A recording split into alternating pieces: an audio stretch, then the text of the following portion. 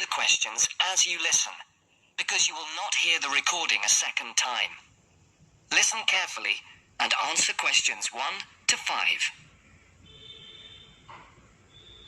Platinum Card Service, Rebecca speaking. How may I help you? I've got a few problems with my credit card account. Okay. What is your credit card number? Let's see. It's here somewhere. Here it is. Can I just take the card number, please? Yes, it's 6992 6992 3443 3443 1147 1147 8921. 8921. Right. Can I just check that? 6992 3443 1147 8921. That's it. And your name? Carlos de Silva. I just need to check a few details for identification and security, if you'll bear with me. That's okay. And what's your postcode? SE1 8PB. SE1 8PB. That's it. Vauxhall Close, London? Yes, that's right. And the house number? 43. And can you give me your date of birth? 13th of the 7th, 63. And one further check, if I may. Can you give me your mother's maiden name? Yes, it's Moore. Is that Moore? Yes, that's it. Before the caller and operator continue their telephone conversation, look at questions 6 to 10. The next part of the conversation and answer questions 6 to 10. For these questions, there are 3 alternatives: A, B, and C. Decide which alternative is the most suitable answer and circle the correct letter. Yes. Now, can we get on with this? Yes, sir, certainly. I'm sure you'll appreciate that all these checks are necessary for security reasons. So, what exactly is the problem? Problems? Okay. Well, first, your computer seems to have gone mad. I sent you £500, and on the statement for the account, it shows that I only paid £300. Yes. The account does only show £300 was paid. Well, I paid the £500 in at the bank, and I have my receipt, and my bank statement shows that £500 has been taken from my account. Oh, I see. What I'll do is check with the bank and see what they say. Okay. You said there was something else? Yes, as if that wasn't enough. My account shows that £107.27 was paid to a company called Pan Express. I don't know who this is. Let's have a look. Well, it is genuine. I can assure you it's not mine. It was made on the evening of the 12th of May. Maybe it's a restaurant bill you forgot about? There's no way that... Oh, wait, hold on. Yes. Oh, it's okay. I've just realised what it is. It is a restaurant bill. The name of the company is different from the name of the restaurant. My mistake. I'm sorry. That's okay. Was there anything else? I don't know if I dare. What is it anyway? Well, it's, the amount of interest seems to have gone up. If you look at your statement for April, you'll see that the rate went down from 16.27% to 14.99% that month. Oh, yes, you're right. Was that everything? Yes, basically, it is. Okay.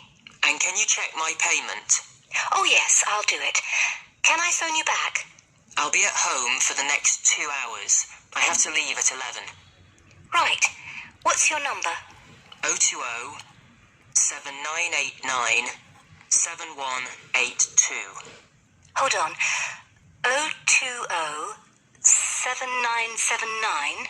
No, it's 7989, and then 7182. So, it's 020-7989 7182. Yes, that's it. Okay, I'll phone you straight back. Thanks. Bye.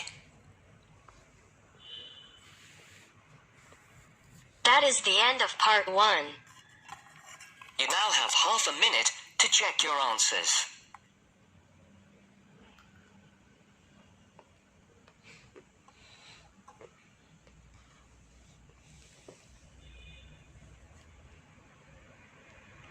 Turns to part 2. Part 2. You are going to hear a teacher helping high school students visiting from an overseas school to fill in a school excursion permission note.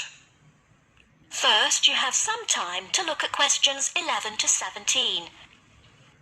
Questions 11 to 17. Good morning, students. My name is Mrs. Brown, and I'm in charge of the school excursion next week. Please take out your school excursion permission note so you can fill it in. For insurance purposes, this note must be signed by your guardian or the group leader. First of all, fill in the name of your class. Everyone here is in 3A, aren't they? So write 3A where it says class. We're going to the Blue Mountains, which is great. So this is the school excursion to the Blue Mountains. The day we leave is Monday. That's Monday, June 10. We are travelling by bus all the way, so we don't have to worry about changing trains or anything like that. The bus will leave from the front gate at 8 a.m. I know we usually use the side gate, but because of the roadworks, we'll be using the front gate when we leave. However, when we return, the roadwork will be complete, so we'll use the side gate. We expect to be back at 6 p.m. It's going to be a lovely day. Your teachers will give you tasks to do when we arrive. We'll provide fruit and fruit juice on the bus, but you must bring your own lunch. While we're on the excursion, we'll be moving around a lot in some fairly rough country. Be very careful to wear strong shoes. It's very important that you look after your feet very well. Now, does anyone have any questions they want to ask? Before you hear the rest of the talk, you have some time to look at questions 18 to 20. Now listen and answer questions 18 to 20. No questions? Okay. I'd just like to fill in a few more details. The bus should arrive in the Blue Mountains at 11 a.m. We'll have time to do the first of our tasks before lunch. The bus is not a new one, but it does carry one piece of special equipment, a first aid kit. I certainly hope we won't have to use it, but it's nice to know it's there in case we have a medical emergency. The other class on this excursion is 3B, so I know it'll be a good day. The last time 3A and 3B went out together was a thoroughly successful excursion. That is the end of part 2. You now have half a minute to check your answers. Now turns to part 3. Part 3. You will hear a business studies student called Sam talking to his tutor about an IT project he is going to do for a local company called Turner's. First, you have some time to look at questions 21 to 26. And answer questions 21 to 26. Hello, Sam. Come in and sit down. Thanks. You're here to discuss your company-based IT project, aren't you? Yes, I've been to see the manager and he's given me a lot of ideas about projects that the company would find useful.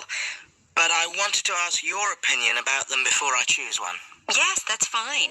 Now, this company's called Turner's, isn't it? That's right. It's a small engineering company. They make machine components for trade use.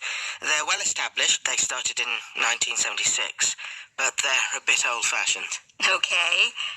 And what kind of projects did Turner's suggest you could do for the company? Well, they want some improvements made to their customer database. The one that they isn't very useful in some ways. I had a quick look at it. That would be a very straightforward project, and it'd be simple enough to evaluate, but I don't think you'd get enough out of a project like that. You wouldn't learn anything new. Well, another project they suggested is to do with their online sales catalogue. At the moment, customers can look at their products, but they can't actually order them online, which must affect their competitiveness. But I said I thought it would take too long. It's quite a big task. You're right, it's too much for the time you've got. It's a pity, though. Then they want some help with their payroll system. At the moment, the way they calculate pay involves a lot of manual accounting. I suggested they could have a system where employees register electronically when they arrive and leave work, so the hours they do could be transferred automatically. I think you'd get a lot out of a project like that. It would extend your skills, but it wouldn't be too much to take on. A student did something similar a couple of years ago, but this is slightly different. Well, then they need help with their stock inventory. They do everything manually. Really? Yes, and it takes so much time. It's probably very inaccurate, too.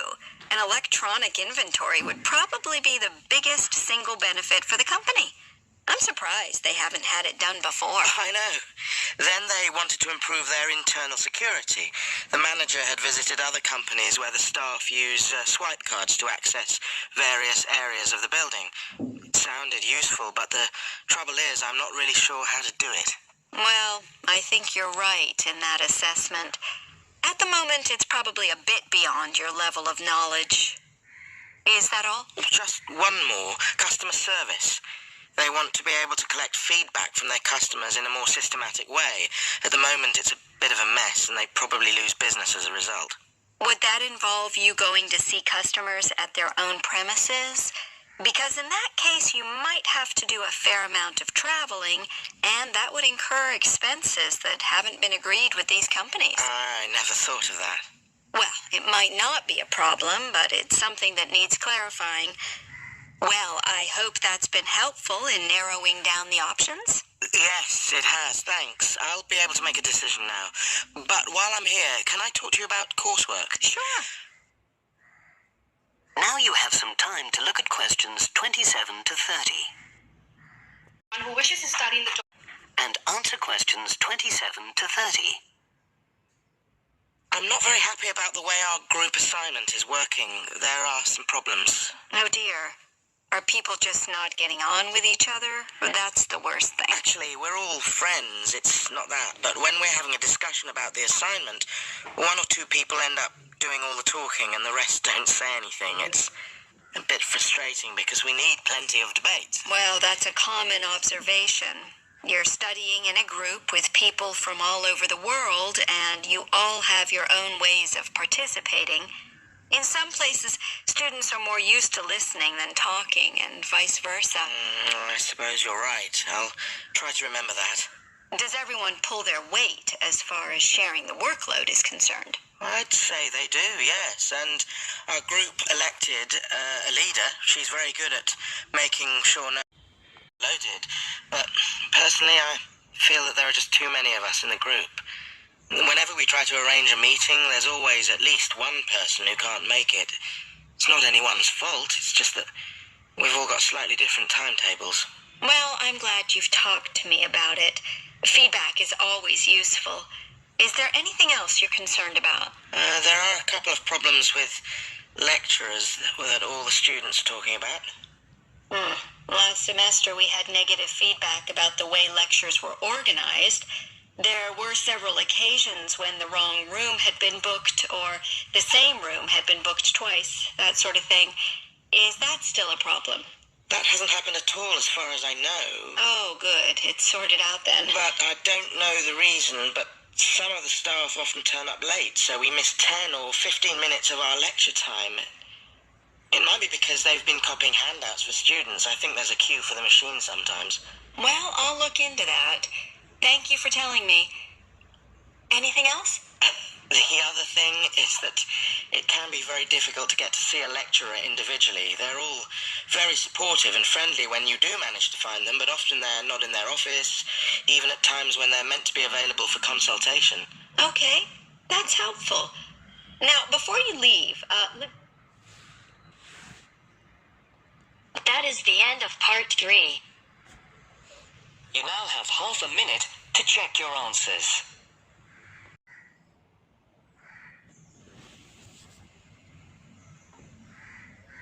Now turns to part 4. Part 4. We'll hear a speech by the Student Union Vice President for Finance. First, you have some time to look at questions 31 to 40. Listen carefully and answer questions 31 to 40. Now you will hear the speech.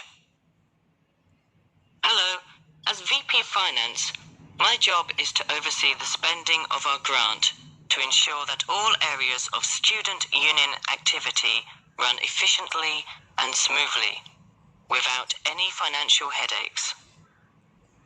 I have a thoroughly efficient finance team, Ursula, Ella, and Henrik. We are all here to help you as best as we can.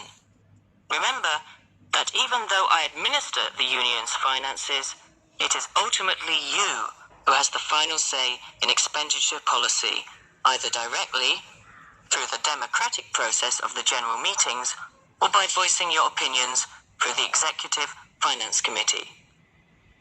I would like to take this opportunity to thank last year's VP Finance, Martin Curry, for his excellent work in improving the financial running of the union to what it is today. Finally, remember to enjoy yourself and to use the union facilities and services to the full. And if you're still not satisfied, come and let us know why. Extra note, in order to maximize my time as VP Finance and to give a more efficient service to students, the Finance Office will only be open to students from 11 o'clock a.m. to 1 o'clock p.m. and 2 o'clock p.m. to 3 o'clock p.m. The Cashier's Office will be open from 12 o'clock noon to 2 o'clock p.m. daily.